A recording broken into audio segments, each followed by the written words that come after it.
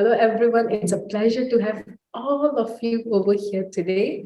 I'm Uma Shankari Aruldas, and I'll be presenting on my view on the beyond the horizon, navigating the future of aerospace, which focuses on the IoT and also Industrial Revolution 4.0, and how it is going and where are we, Malaysians, on this fast-paced industry. So let me just bring through on what we'll be seeing today, the timeline. I felt when I was constructing my slides, I thought the timeline is very important because the past gives us the hope or the projection towards the future and what we Malaysians could be a part of it as well. And a little glimpse of into the history for IoT and also IR 4.0. Technology's intervention, advancement, future, and a call for action. A humble suggestion or humble call for action. Moving on next. Okay, aerospace industry. I had the privilege to have a look at the list of attendees today from Rosalind today morning. And I realized, wow, we have a whole list of experienced aerospace industry people within the room today. And I've been very much excited because I truly feel like this could be a perfect platform for us to communicate or share our stories or your experience. Because for almost all of you or some of you over here, my age would have been the years of your experience. So always please feel free to stop and share your stories or your experience on the things that if you feel like it rings a bell for you. So when we talk about aerospace industry, so aerospace industry is like the design, the development, and also the construction of the aircraft and also spacecraft. This is aerospace industry's definition as a whole. And if we dissect further and further, aerospace industry is where it's a complex inclusion of physics, mathematics, aerodynamics, and also all these space terms, aviation terms. When you put it together and you come to solve a complex problem, and that is the source of the buzzword, a glamorous word saying an aerospace engineer, aerospace industry, the aviation industry, the space industry. Everything comes under one umbrella. So on this aerospace industry, what could be the highest or the, not to say highest, the possible intervention that we would have seen so far? And this particular slide just rang a bell when I was about to do this entire slide. This is X51. So if I believe that when this was formed, many of you in the room would have the privilege or the insights to read about it or even to know about it even more in depth. So this is X51 where it has been projected up to 5 Mach and above, 5 Mach number and above. So we know that 1 Mach number is the speed of sound, and this is 5 times speed of sound. That's the first. That's the speed of this aircraft would have flown. And this is okay. If you could see here, this is the X51 over here, and this whole thing is called. I have written the name somewhere. Oh, okay. The whole thing is called B. Just give me a moment. B-52. Yes, B-52 bomber. B-52 bomber aircraft, which it brings this. It brings this X51 a capsule, and it is powered by the ramjet engine, which in collaboration with the Pratt and Whitney, they made. It was around 2009. It was around 2005 supposed to be when they started the technology development for it. And what is the main purpose of coming up with this is for the military R&Ds. And this is a collaboration between the NASA and also the US Air Force, USAF. So it was a collaboration between them, and they come up with this. And there were several stages for the operation itself. And if you could see here, it was a takeoff from the B-52. It goes up to like around 50 feet, 50,000 feet.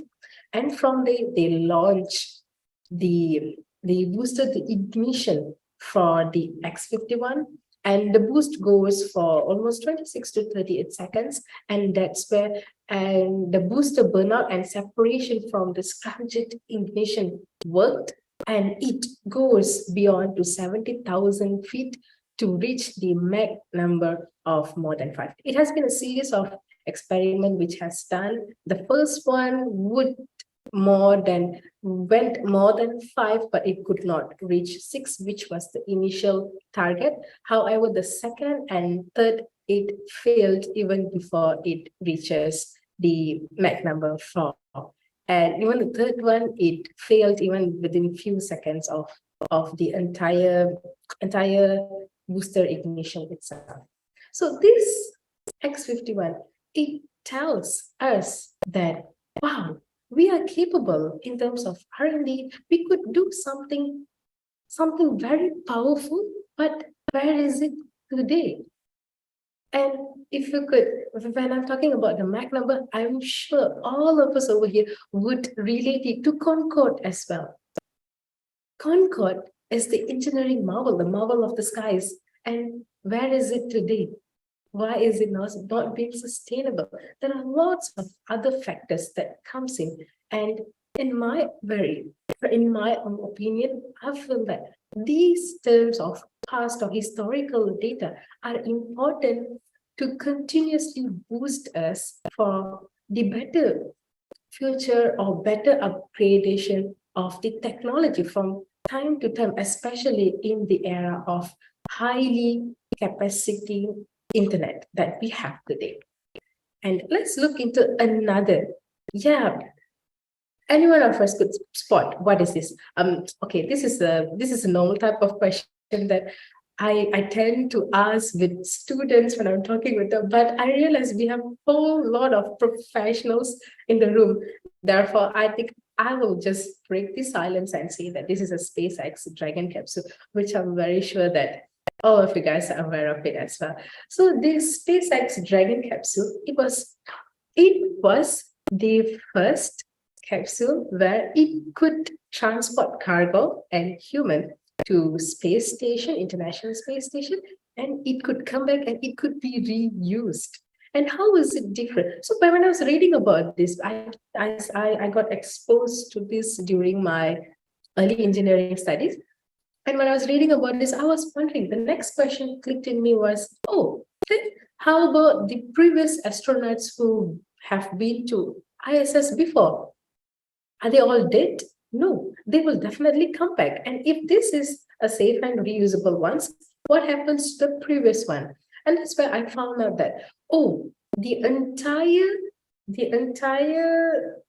space shuttle that goes up, it goes up and it docks the astronauts over there in ISS, and when it's coming back, it's only the capsule would be reusable, and that's up to 100 missions, 120 missions, and the most of the other parts, especially on the combustion system and everything, would be disintegrated and could not be reusable.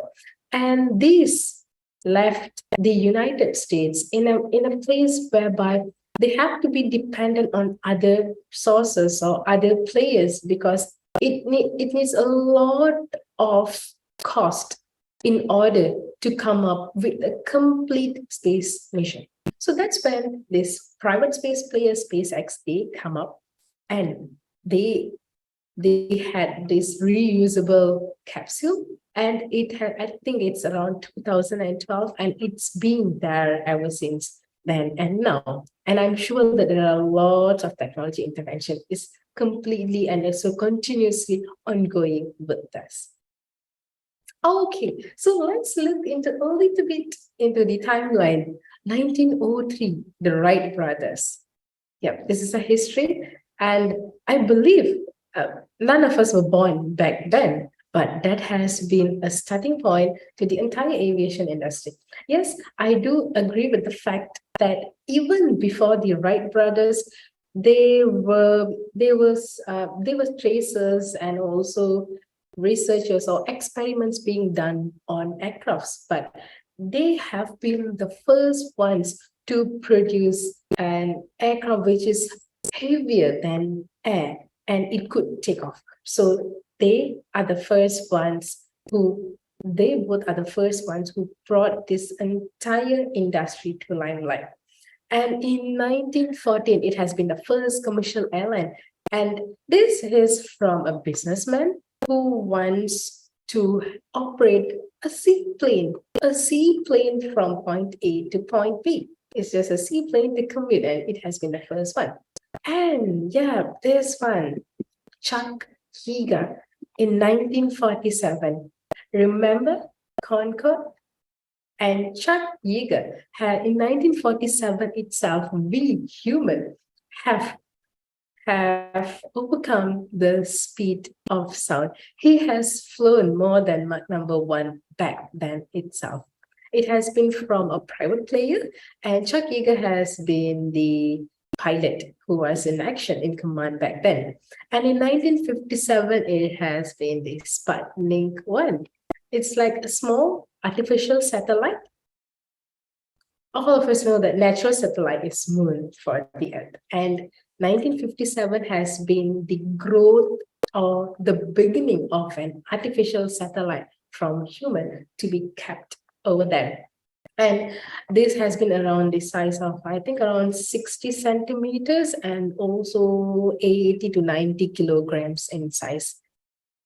Ever since then, the space exploration started. From 1993, the aviation exploration started, and in 1957, the space exploration started. And in 1961, the first man, Yuri Gagarin. Anyone could recall how long Yuri Gagarin was on outer space? Anyone? Maybe you can just type it in the chat, or you can feel free to unmute yourself and answer. How long was Yuri Gagarin's flight? Anyone?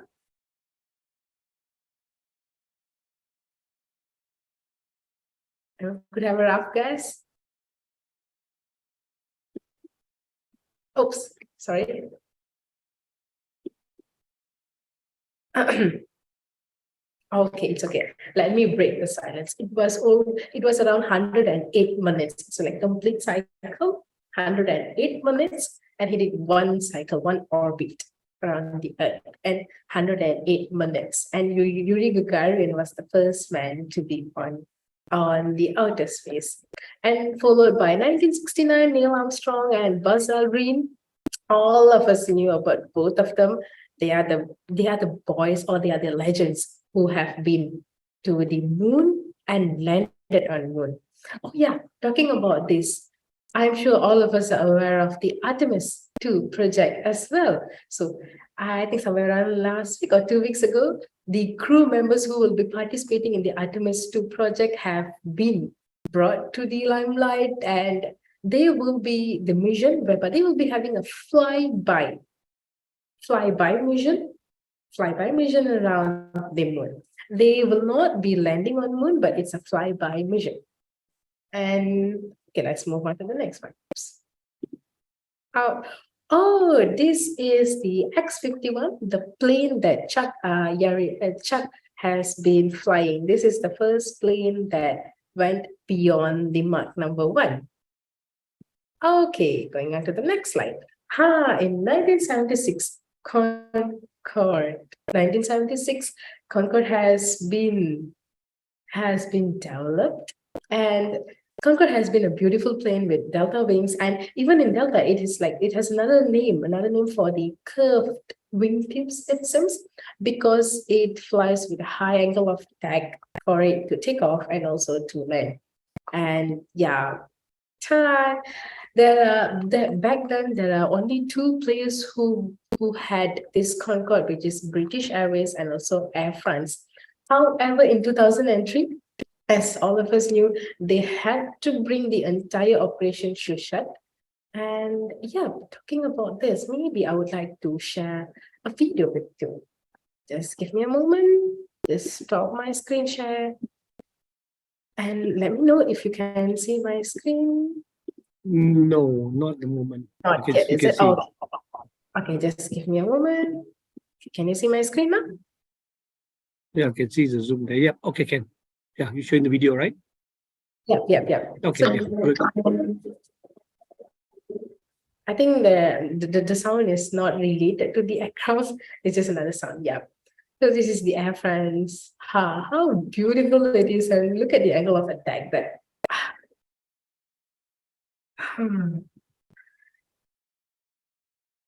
So Concorde is still famous. So IoT, whereby Internet of Things, and maybe in a simpler term that we could understand it, that you have informed decision with sensors all around us. Informed decision with sensors. So if let's say we need to do things manually, we need to check one by one, manually do it one, and this is how we do it like traditionally. Now we have sensors to do the jobs, to collect the data. And with the IoT, that's how the big data analytics, the other buzzword comes in, because the IoT, the work is to just uh, produce data with lots of sensors that it has around it, or it has around another object. So that's how it works.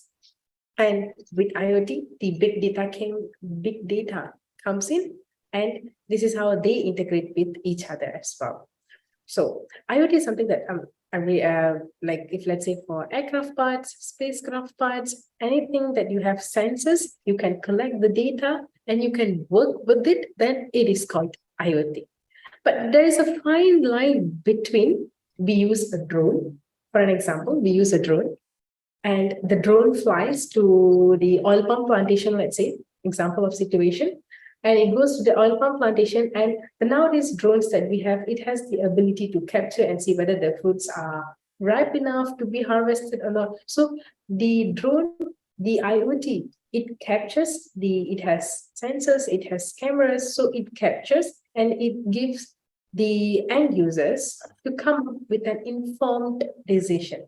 But there are two different things, whether it gives the data and the decision making on a real time purpose or real time basis, or it takes the picture, it gathers all the data, and it comes to another pool of system or a harvested station whereby we need to extract all the data and we work on it manually. So there are two different things, and IoT comes in whereby it gives the real-time data to us, and as on at that moment, we react or we choose, and that's the integration between IoT and big data, and that is important in order for us to go with more and more exploration, whether in terms of designing, in terms of productivity. And okay, this is the glimpse of the history. Okay, next. The next slide, please, Rosalie. 1 second, the screen is not moving. 1 second. Oh. No problem, it's okay.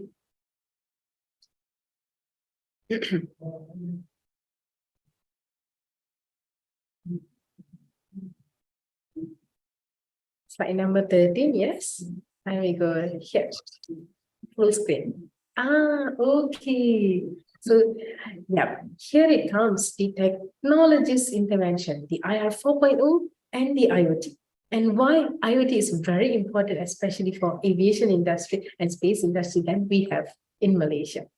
Predictive maintenance. Can someone tell me what's the biggest issue that we always face? Kamu, what's the biggest issue that we always face? Anyone in the chat box? I have access to the chat box.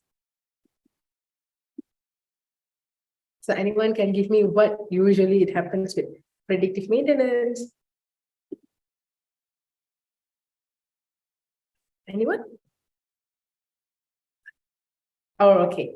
So, and the biggest thing that happens with Amukamo is that they are the cost, or they are the so-called burdens for the entire operation.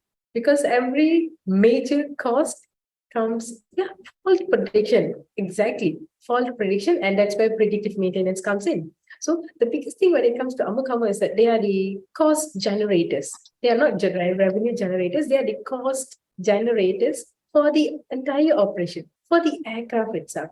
So our work is to keep finding, okay, what are the things that we need to do? A checks, B, like, all the checks that we have, and what are the costs. And at the end of the year, we will be submitting a budget saying that, okay, I'm going to cost you this much for the entire operation next year. And on top of it, what happens if we do this predictive maintenance manually is that we have unplanned aircraft down, unplanned maintenance, unplanned schedule. So if we have like a series of fleet and we have full operation, and whenever this unplanned maintenance or breakdown or AOG comes in, aircraft on ground comes in, and that's where it incurs more cost, because it's like a snowball reaction. It's from an aircraft, it goes to the entire scheduling, and it impacts up to the passengers compensation that we have to pay. So with IoT, what we can do, or what it's being explained, or what it's being testified as, that the predictive maintenance, it could be as an on when we are looking at it, or when the aircraft is in operation itself, because it collects the data, it has lots of sensors around us, and it keeps telling that, okay, it monitors the engine's health as well. So this is how it gives the informed decision to the operators to where and when we need to have the planned maintenance in, despite the unplanned maintenance or unplanned aircraft on ground. The next one would be remote monitoring or control. I was amazed recently when I heard one of my friends within the industry told me that, oh, Uma, now it's for tech services, you not necessarily need an engineer. You can always hire a data guy as well within your team. Because what happens is that if you have all your data, you can ask your data guy to come up with the all sorts of hard or the tedious Excel works, whereby we, or the experienced people within the industry, those times when we were working, yes, Excel was there and everything was there. It has been done or created by someone some time ago, or someone will be creating it. So my job will be, okay, I gather this data and I just plug it in, and my Excel might give me the end result what I want. Also, I know, okay, this is what it is, this is what it is. So this is like a manual software that each and every one of us carry with us. So what happens when you have this remote monitoring and control is that you can have with your sensors, you can have all your data, all your health checks, check from the sensors, and we can have the ability to make the decisions with the big pool of data, and we can have it in a simplified way. Not only because when it comes to investing into these softwares for big airlines, yes, it is possible. But when it comes to smaller airlines, the software itself could be a big chunk in the entire P&L of the company. So when we are demanding for more and more softwares, and that's where these that's where the other cost saving issues will become an added issue as well. Sorry, can you hear me? Because the aircraft, I'm at the hangar, by the way. Can you hear me? Can anyone hear me? Okay. Yes, we can hear you. we can hear you. Yeah, loud and clear. Yeah. Okay, thank you. So the main difference between the IoT and the data that we have with the, let's say with the software that someone has to be there manually to collect the data from one and to plug it in, to chunk it in somewhere. Even if we have like OSs or even other cloud software, saying the SAP, we have to put the data into it, and that's how it generates. But then when it comes to IoT, it's directly integrated with the system or with the data pool that we have, so that we can work from it as at that time itself. Most of the revenue management systems within the airline industry, it is real-time basis. It tells you real-time basis. Even for the flight tracking apps that we have. Nowadays, we don't even need a flight tracking app. We can just straight away take the number of the flight, number of the journey that we have, you put it in the internet, and it shows you, okay, where is the aircraft now, or where is it flying? So those are the real-time data. Supply chain management. Supply chain management is that, okay, supply chain management is another bigger cost as well, because we have the control or to hold the inventories on a warehouse. So it comes to the store, it comes to the entire operation, and for big airlines, the inventory or the godown to store that itself would cost like another chunk of cost to manage or to maintain all of this.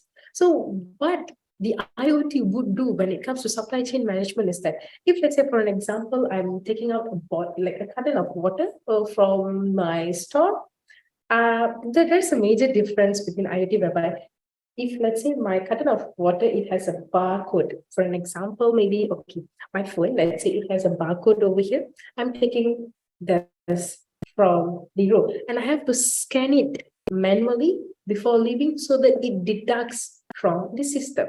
So this is a manual way, even though we have the barcode system, the scanner system. However, the IoT is that it's just the sensors that it's working with it, so that you don't need that additional man-hour work to do on the manual work. You can just straight away take it off, and you can just straight away walk away. And this is how the IoT controls the entire supply chain management. So as long that it reduces or it comes to the minimum level, it triggers and it orders when it comes to within the specific amount of budget. So it can reorder on itself. It can issue its own invoices to the vendor, so that everything goes on automatically. But however, it has a catch when it comes to bigger scale of purchasing. Obviously, there will be a stopper, or this is the maximum amount of invoice that it could create and stuff. So these are the balance and checks that we could have with the IoT, so that it gives a way smoother and seamless operation, aircraft design and manufacturing. The current practice that we have within the industry is that we track all the data. If let's say I have my ATA numbers, and I have my problems with my let's say my reliability. On my reliability report, I have, okay, this particular part from maybe ATA 23 is keep failing on. So what I do is that I collect my own data, and I have my entire reliability program, which I'll be submitting to the authority, or I can communicate this to the OEM itself, to the manufacturers, and say that, hey, hi, look at this, and this is the data that I have. I have this particular ATA is keep failing at all my aircrafts, or it's keep failing only at this aircraft, even if I spec it. So this is what we are doing it manually. So we have to send an email to our OEM, then our OEM sees it, and OEM comes back, or OEM comes back with a short term or a change in the entire system that they have. But with IoT, what happens is that it produces a platform for operator, maintenance, for the operator, for the OEM, and also for the engineers to have a shared track, and they can view what are the current engine conditioning system, and what are the current health, how is it ongoing, what are the other things that they have to do it as on, and they can take an immediate action without waiting for one party to move it to one. Why is this important is because it just reduces all the hassle that it goes from one to one. And when it comes to flight operations, there's like interesting apps or everything that's coming on with flight operations. That's from, if I'm not mistaken, there's one from Airbus, like connected experience.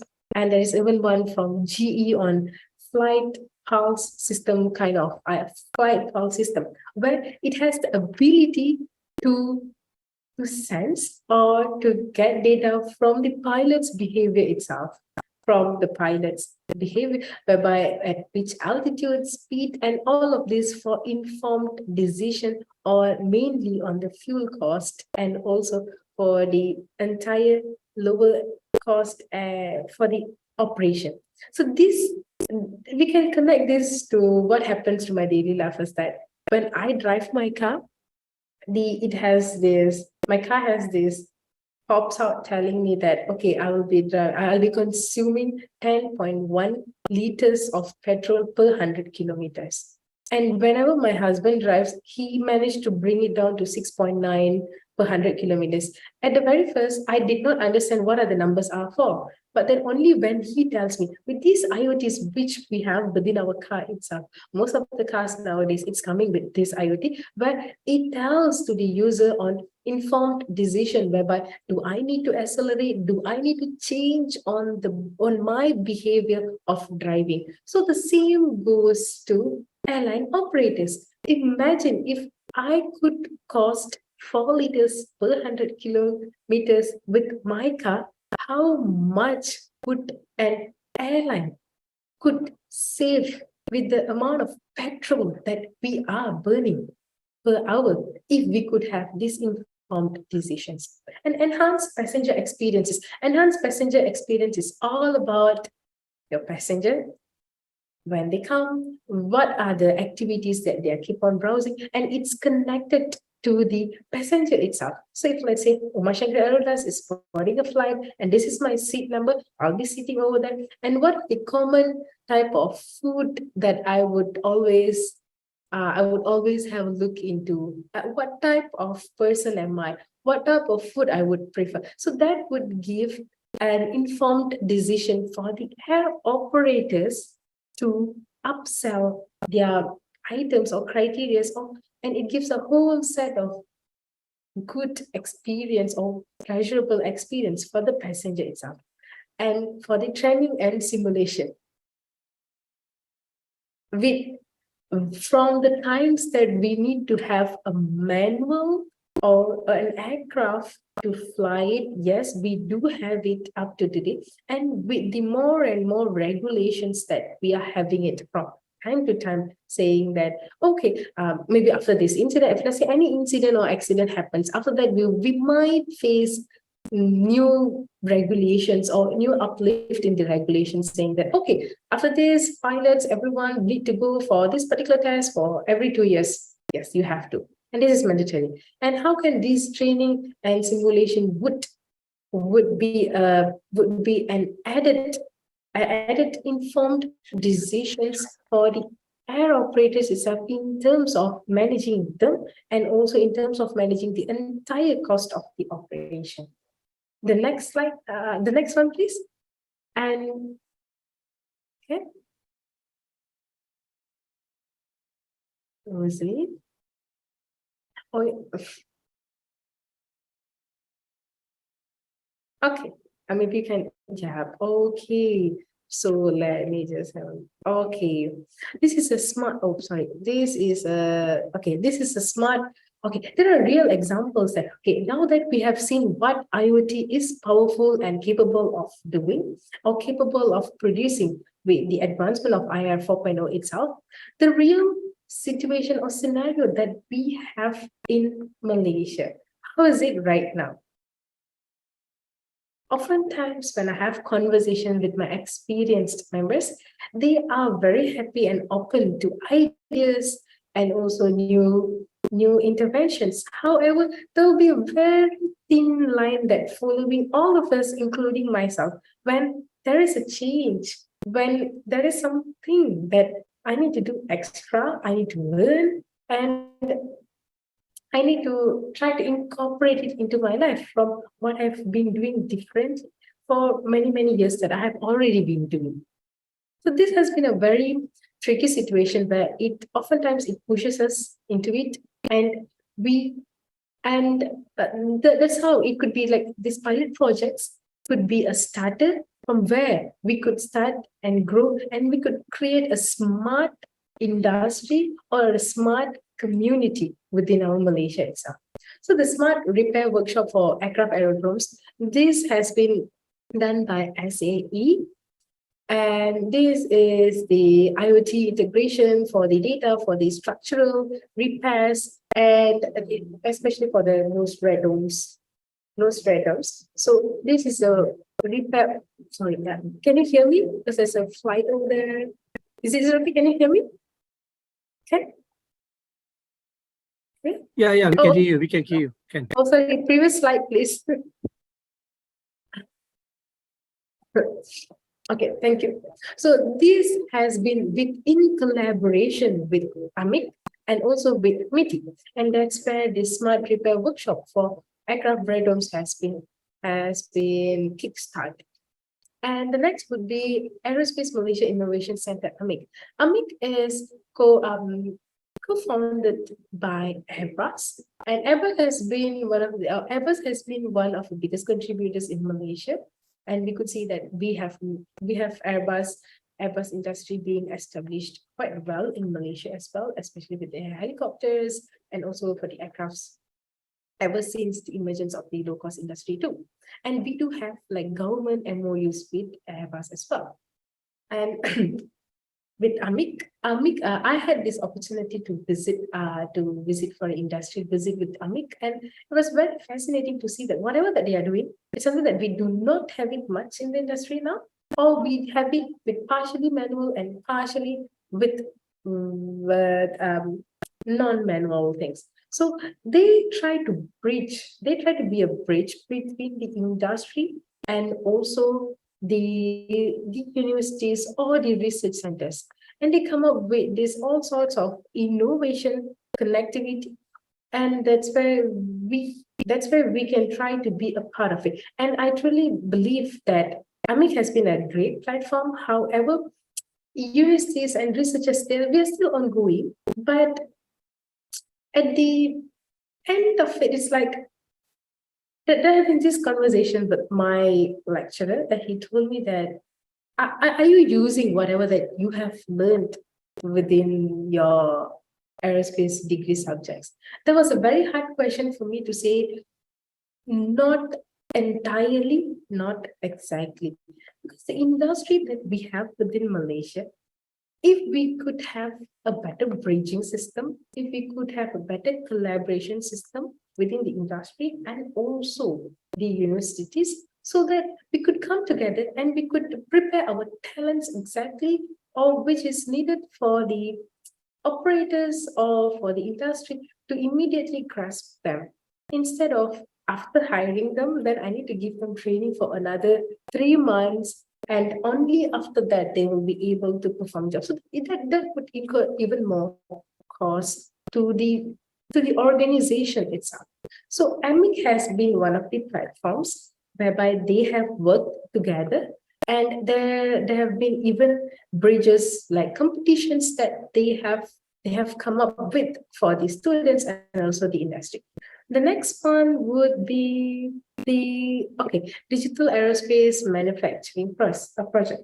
Okay, I have the digital aerospace manufacturing. Okay, they want to digitize and optimize. This is a project on the manufacturing process. So when I had the opportunity to visit the facility once, it's been a collaboration between MITI, MDEC, Airbus, and Spirit Aerosystem.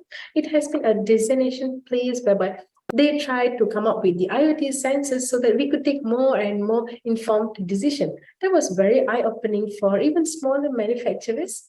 I worked with one of the manufacturers in Singapore, where we manufacture these JC structural for cockpits and also for the black box. And what happens is that we do it, most of the planning works, most of the decision works are manually done. And this DEM project is an eye-opening whereby we could have those decisions within the certain parameters would be done or taken at that and there at that point. And this would definitely benefit the manufacturers. What is the biggest catch with the IoTs is that whenever it comes with IoTs, big data, it comes with a big cost at first. However, as time passes to be sustainable, it will be very, very, very effective, especially in terms of man hours that we will be facing on as for the organization itself. And the next one would be DART. DARTC, Digital Aviation Research and Technology Center, is a collaboration with Ministry of Education, which is UNICAL, with Airbus and Rolls-Royce. They come up with development of UAVs and also to develop technologies to improvise on the safety and efficiency. But it comes with the real-time weather forecasting and also advanced air traffic management system, the ATC systems as well. And the next would be smart aircraft maintenance system by the Malaysian Airlines. To everyone in the room, please feel free to stop or to even add on if you have been a part of this, because I have the privilege to read them and also to have the industrial visits to them. So if you have the privilege to be even a big part of this, any of the IoT collaborations that you might have within your organization, please feel free to share with all of us so that it would be an eye-opening for all of us too. So the smart aircraft maintenance system by Malaysian Airlines is that we have IoTs and we have sensors to monitor on the vibration, temperature, and also pressure. And it's a cloud-based platform for analysis. However, and this could track the performance on real time. So in my understanding, what happens is that the entire system, it has IoT, and all of the data will be the cloud-based, and all of the informed decisions will be taken as on, and also real-time data will be given, and we will be taking it from them. And if here is where we could incorporate with big data analytics and another big buzzword, and that's where we could come up with the entire of lower supervision maintenance for the aircraft smart system. And the next one would be smart airport management, where it has been in KLA. And I had the privilege to be a part of the project whereby I worked mainly on the passengers flow for the airport.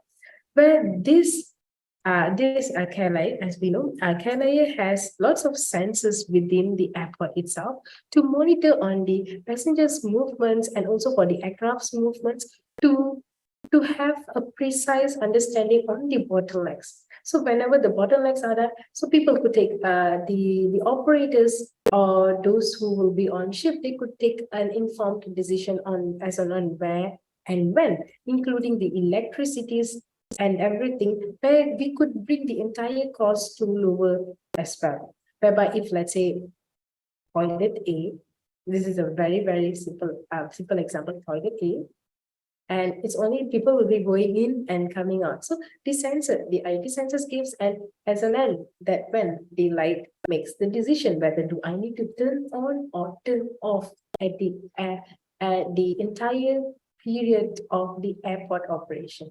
Because the airport will be operating 24 hours. 24 hours we will be having people, but the density of the aircrafts and also the passenger flow, the pax flow would not be the same at all the times. So in order to have a controlled or better P&L, this would be an ideal situation, and smart project at KLIA has been one of the great examples as well. So maybe we can move on to the next one. Sorry, it's almost 3:30 already. There is another IoT-enabled real-time object tracking system in space. So if we have some time, maybe you can take your smartphone and try to scan upon it. Try to scan, and okay, this is how it comes out. Okay, you cannot share screen while other participants is sharing. Rosalind, can I try to share my screen now? Yep, you can try. Oh, because I cannot start, I cannot screen share while you are sharing. Okay, I will stop actually. share. Okay. Done. Okay. Let me just try to screen share. Let me try to screen share.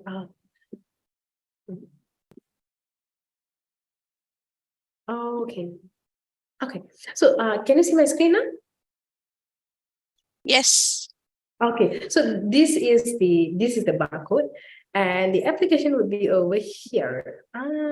Okay. This is the, if you want to scan it with your phone, maybe you can do it here. I mean, I'll just wait for a couple of seconds if you want to scan it. And after you scan, and this is the web page that it comes. So this is a great example of how IoT is being used in a bigger scale as well. Okay, this is our Earth. This is our Earth. This is our Earth. Okay, so we are in Malaysia now. Let's see, where is Malaysia? Okay, Malaysia is somewhere around here, and it's day forest. Yes, it's day forest. Okay, And yes, Uma. Yes, Uma, the Yeah. screen never change. Oh, never changes it. Okay. Yeah, never change. Aduh. Sepatutnya ada dampak bumi kan, tak nampak lagi. This one, can you see my screen? Now boleh. Okay. Right, Okay, great. so Now we can see this the Earth is- now, yeah. So this is Yeah. Malaysia. This is Malaysia.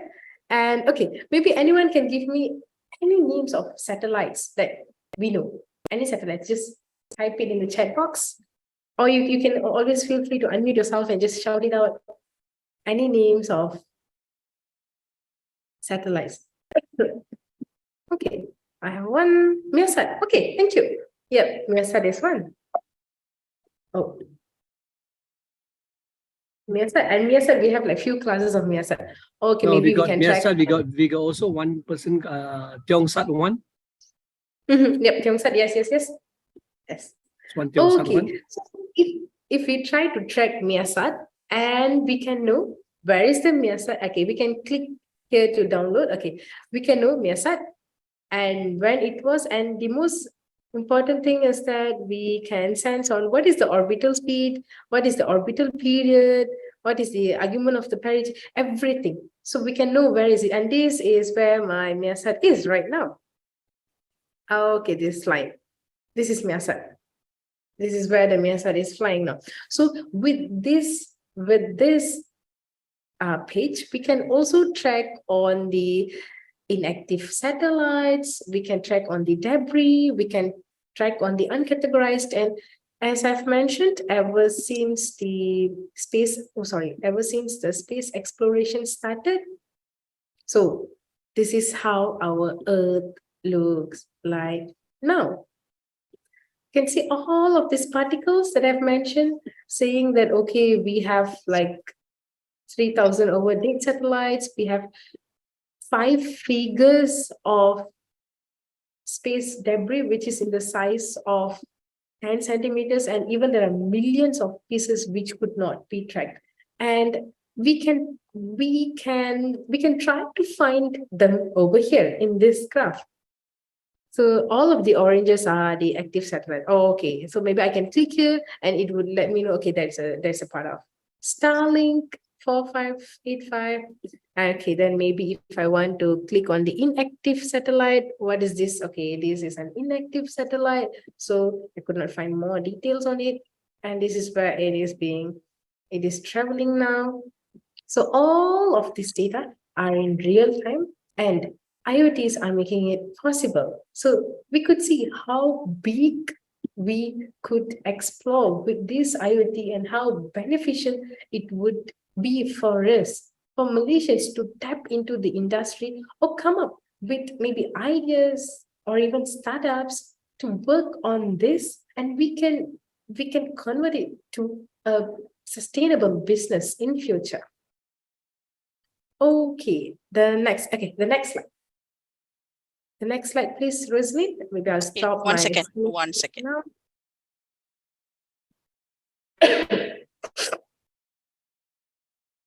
Oh, maybe Rosalie, maybe I'll just share my screen.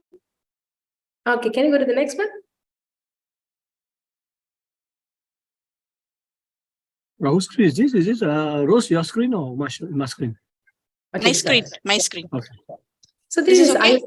IoT in Malaysia. Okay, this is a research report by Suman in 2022 saying that okay, IoT application in Malaysian industry as a whole that impact we are trying to gauge it by year of 2025, and this is the acceptance of IoT ever since 2015 when it was widely being introduced to Malaysians.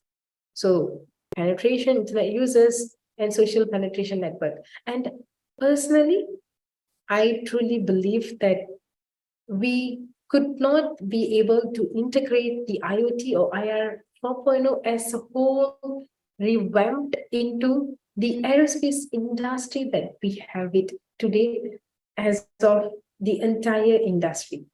There are lots of players like aerospace manufacturing R&Ds or airline operators or how should I say spacepreneurs. Yeah, spacepreneurs. They are coming up with the integration of IoT and also all of this towards the big data, leveraging on the existing internet users that we could in order to come up with greater cost saving. However, to know that where are we now? It's very much specific and it's very individual to the organization that we are. So if you were to ask me, I would know where am I standing as an organization. So if I were to ask you, you would know where are you standing as an organization as well. So it's very individualistic and it doesn't cater the entire industry on its own. I hope with my presentation, we could see the projection of IoT and the benefits that it could bring to us.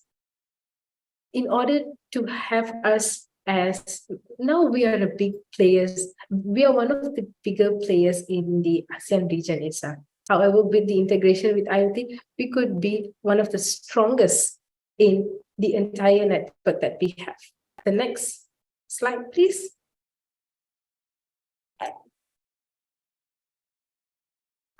The future of the aerospace industry. The next. Oh yeah, so these are the newspaper cuttings that I managed to find, and this shows that we are already progressing towards it. Remember the individual timeline or individual status of where are we? This is one of the first steps that we are taking to move towards it. The next. Next, Rosaline. Yeah, tracks.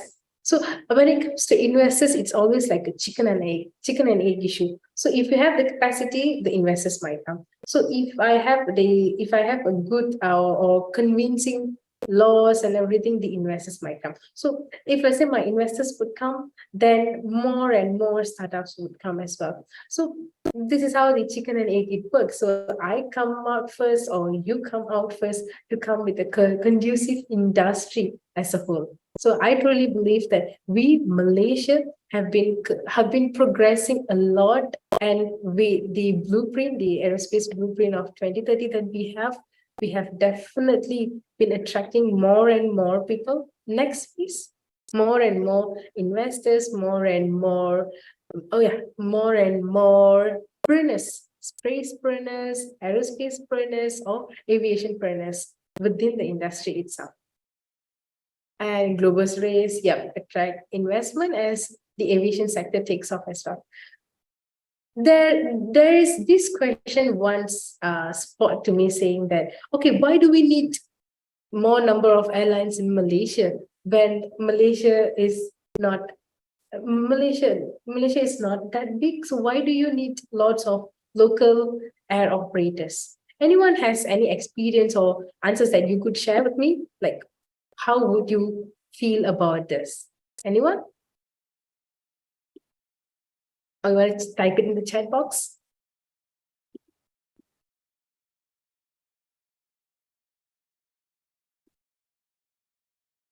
But anybody got any clue why there are so many airlines that require in Malaysia? Like, why do we? Oh, it's not that why do we have many airlines? Like, when people ask you, like, why do you need like, what's wrong on us having it, right? And why not we have it? So what would be your ideas or throws in it? So more and more competitors within the industry. Why is it even healthy to have more and more competitors? Okay, that would directly, yeah, reduce costs. Exactly. That would directly help. Thank you, Darren. Thank you. That would help us to reduce costs, and that would give a positive impact on the commercial side of the operators. Imagine that I'm flying for $100 over here, $100 to A and B. I have been flying A and B, $100, $100, $100. I have a new competitor coming in.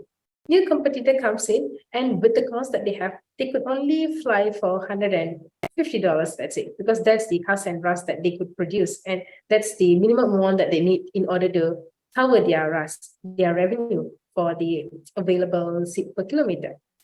And what happens to the ones that has been selling for 100? Do you think he would go down further, or he would come slightly higher to match the new 150? What do you think? Reduce to survive? Yes, Darren, understood, reduce to survive. But perhaps from the commercial point of view, how we could see is that people or passengers would prefer based on the values that they are getting. So if it's premium, I don't mind paying. But when it comes to, like, most of our Malaysian travelers are looking for somewhere lower cost, you don't have to go even lower. You just park one RBD below than the new 150. Or if, let's say, you are a new emerger, 150 has already been there, you just park one RBD below than that, like 140. People will definitely try to come towards it if it's reliable at the end of the day. So that's how. So it gives a positive impact on from the commercial side. Reducing cost is the ultimate goal of all of the business entity that we have. All of the business entity that we have, we will try to reduce cost. But there is certain extent where we could reduce cost, and we have to project future to look into projecting more revenue compared to only reducing cost. There will be certain costs that we can't compromise. Why do I ask this question? Is that this is the general mindset or perception that we Malaysians have when it comes to business. We want to reduce in order to survive. So what happens with the new intervention of technologies like IoT, big data, clouds, and everything? Oh, it's incorporating more cost. So I would not want to be inclined towards it yet, because it comes with a high cost. But what we have to see is that with this high cost at once, we could try to leverage or break even in future. And most importantly, we could turn around the commercial aspect from the entire operation. So if it could benefit commercially, if with the IoT application, with the investment on the IoT, I could have 100% reliability on my aircraft, regardless on my flight per day, regardless how slightly expensive or how much I pay, business travelers would prefer to fly with me because I am reliable. I could take off from at that point, at that time that it has been mentioned. So have a look at it in a bigger scale instead of when we are looking from the cost point of view. And that's where it becomes a first block for us to accept on the upcoming in technology's intervention and also projection towards the future. The next slide, Rosalie. Okay. This call for action, yeah. After a long presentation that we had, and I'm so sorry that initially I had no idea that tomorrow will be a public holiday. If I would have known that tomorrow is public holiday, we would have retimed it to somewhere earlier or even after Raya. So my apologies on that. So this call for action, I created this call for action today after looking at the looking at the profile of registrants, I believe that each and every one of us within this room, we have the capacity and the power to make a change within the industry via industry collaboration, to support on these startups, because we have lots of experience which comes with high values for the startups, and be mentors and also role models. Mostly when I was during my aviation management time, like my master's and also my degree, I have been someone who has been sitting there in the class, and we do not have much collaborations with the industry, and we were studying based on a framework that we have. And right after me graduating, I truly owe I truly owe to my universities for who am I today, and for whatever that I could pick up on my extracurricular activities as well. But then when I'm stepping into the industry, I realized that, oh, I did not have a guidance before, and I did not have an industry guidance before, and I have to go through all of the trainings and everything. It's okay if it's per requirement, but if it's for the basic understanding itself when recruiting a newbie to the industry, 4 years of studies, but you still have to go through something that is on top of it, and which it will definitely be a major cost incurring for the operators. And that's where I could see that there are operators or there are industry persons that coming up with lots of drives or recruitment drives, coming up with a program or project which is like 1 year or even 6 months to nurture the young minds. So all of us in this room, we could bring the change that we want the industry to be a smart industry, and to be someone who's standing at the top of the IoT applications and also the IR 4.0 within the entire Asian or in Asia. It is very much possible for us to be one out of it.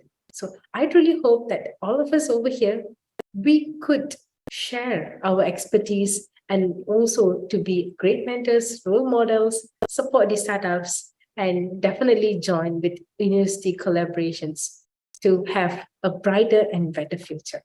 With that, thank you. Oh, thank you. I managed to finish 10 minutes earlier. And yeah, thank you. Thank you, T.S. Ramesh, and back to you. Okay, thank you, T.S. Uma, for your good presentation. Okay, ladies and gentlemen on the floor, right? Do you have any question to ask with Ms. Uma? Okay, The okay, I Q&A is have a open. question. I have a Yes. question. Yes, Uma, is your slides shareable? Oh, yes, please. Okay, I thank have you. another slide as well. Maybe I can send that to you, because I have, this is a slide that I sent it to you, right? So I think Yep. it has lots of pages compared to the one that I have prepared actually. Okay. So maybe I can tell you the one that I've prepared finally, that I could send it over to you as well. Yeah, Okay, she sure. she have to add in the disclaimer first before she will share the file. Okay, Right? okay, okay. Okay, any of the members of the floor? Okay, Ms. Uma, I just for one question, okay, Uma. Yep. How many of them in Malaysia so far are member of this aerospace, this aerospace debris team? Oh, How many- aerospace debris. Is it? Yeah, I mean, you're under the team, aerospace team. The What is so-called, debris? yeah, Oh, the aerospace debris team. I mean, the one like you know, who are the ones looking that at I the, have been part of. yeah. I did not find anyone else than me into that yet. But in other fields of the branches, maybe there are a lot, but not Okay. within mine yet. Okay. So, any questions so far? I looking at the chat. There's no nothing in the chat room here. All right. So If maybe Chuti tomorrow. It's Chuti tomorrow. Everyone is in Chuti mode already. And then my office closes 3 today. okay, just to tell you all, okay, thank you very much to Tia Suma and all the participants. This webinar, Beyond the Horizon, Navigating the Future of Aerospace, is jointly organized by Mechanical Engineering Technical Division, METD, IMechE, and Women Engineer Section. These three jointly organize this webinar. And finally, Mask up, please.